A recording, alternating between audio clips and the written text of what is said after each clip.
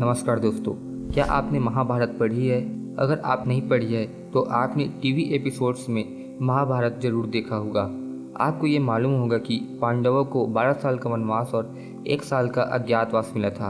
अगर वो अज्ञातवास में मिल जाते तो उन्हें वापस से 12 साल का वनवास भोगना पड़ता।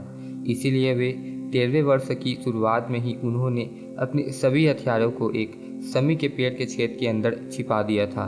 13वें वर्ष की समाप्ति के बाद विजयदशमी के पवित्र दिन उन्होंने पेड़ के साथ उनकी पूजा करने के लिए अपने हथियार वापस ले लिए और फिर इस दिन से ही दशहरे पर समी पेड़ की पूजा करने की परंपरा शुरू हुई। दोस्तों, वैसे तो दशहरे पर रावण दहन होता है, लेकिन इस दिन भगवान शिव की भक्ति के लिए भारत में 6 स्थानों पर रावण की पूजा भी की जाती है और पुतला नहीं जलाया जाता है। आगे की वीडियो में हम इन स्थानों के बारे में बात करेंगे। दोस्तों, अगर हम वाल्मीकि रामायण की बात करें तो कैकेयी ने राम से 14 वर्ष का वनवास मांगा था, जहां रावण ने साधु के वेश में मां सीता का अपहरण किया था। जिसके बाद लंका में श्री राम ने रावण का वध करके सीता को मुक्त कराया। फिर इसके बाद श्री राम पुष्पक विमान से अयोध्या लौट आए। दोस्तों, इस दिन विजयदशमी का भी त्यौहार मनाया जाता है। इस दिन माँ दुर्गा ने देवताओं को हराकर स्वर्ग पर अधिकार करने वाले महिषासुर का वध किया था। दोस्तों, दशहरा और विजयदशमी ये दोनों शब्द संस्कृत से आए हैं, जिनका अर्थ है सूर्य की हार और 10वें दिन की जीत। आज की इस वीडियो में हम कुछ ऐसे तथ्यों के बारे में चर्चा करेंगे जिससे आप अनजान हैं, जैसे कि जब भगवान श्री राम के द्वारा मारे गए तीर के बाद रावण अपनी अंतिम सांसें ले रहा था, तब भगवान राम ने अपने भाई लक्ष्मण को उनके पास सीख लेने के लिए भेजा था।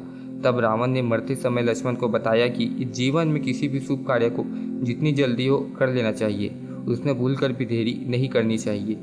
लेकिन रावण ने ऐसा क्यों कहा?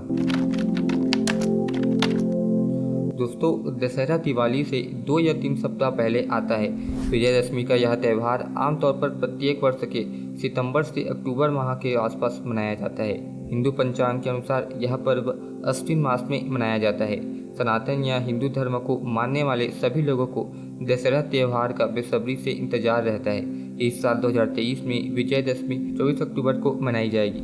हिंदू धर्म में अच्छाई के प्रतीक माने जाने वाले दशहरा या फिर कहें विजयदशमी का पावन पर्व बहुत धूमधाम से मनाया जाता है। इस दिन देश के कोने कोने पर बुराई के प्रतीक माने जाने वाले रावण को जलाने की परंपरा चली आ रही है। लेकिन क्या आप जानते हैं कि आखिर रावण को दशानन क्यों कहा जाता है? क्या आपको पता है कि तमाम बुराइयों के बाद भी लंकापति रावण में कई ऐसी खूबियाँ थी जो आज भी लोगों को सीख देती है? ऐसी तमाम बातों के बारे में हम आज की इस वीडियो में बात करने वाले हैं। तो चलिए वीडियो की शुरुआत करते हैं। दोस्तों, रावण भगवान शिव का परम भक्त था, जिसने महादेव को प्रसन्न करने के लिए 10 बार शीश काटकर चढ़ाया था। लेकिन हर बार भगवान शिव की कृपा से उसका सिर वापस जुड़ गया। तब से उसे दशानन कहा जाने लगा। रावण के 10 सिर को उसकी माया से भी जोड़कर देखा जाता है। मान्यता है कि उसके पास एक 9 मणियों की माला थी, जिसके प्रभाव से लोगों को उसके 10 सिर होने का भ्रम पैदा होता था। हालांकि रावण के 10 सिर को 10 बुराइयां काम, क्रोध, लोभ, मोह, वस्तु, ईर्ष्या, वासना, भ्रष्टाचार, अनिष्टता और अहंकार का प्रतीक माना जाता है।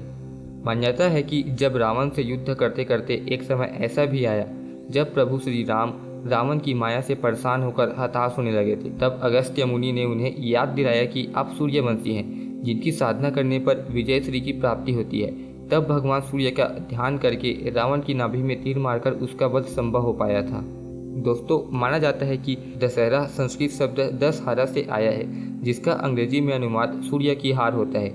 हिंदू शास्त्रों के अनुसार यदि भगवान राम ने रावण को नहीं हराया होता तो सूर्य फिर कभी नहीं उगता। दशहरा न केवल भारत में बल्कि बांग्लादेश, नेपाल और मलेशिया में भी मनाया जाता है। दशहरा वह दिन माना जाता है जब सम्राट अशोक ने बौद्ध धर्म अपनाया था। दशहरे के दिन ही डॉक्टर BR अम्बेडकर ने भी बौद्ध धर्म अपनाया था।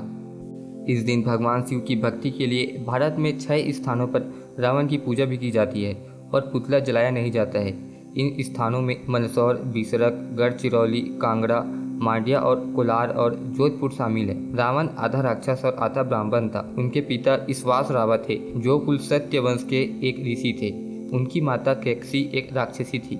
रावण एक कुशल राजा था, इसलिए जब भगवान राम ने रावण का वध किया तो उन्होंने अपने भाई लक्ष्मण को मरने वाले राजा से राज्य चलाने की कला और कूटनीति सीखने का निर्देश दिया था।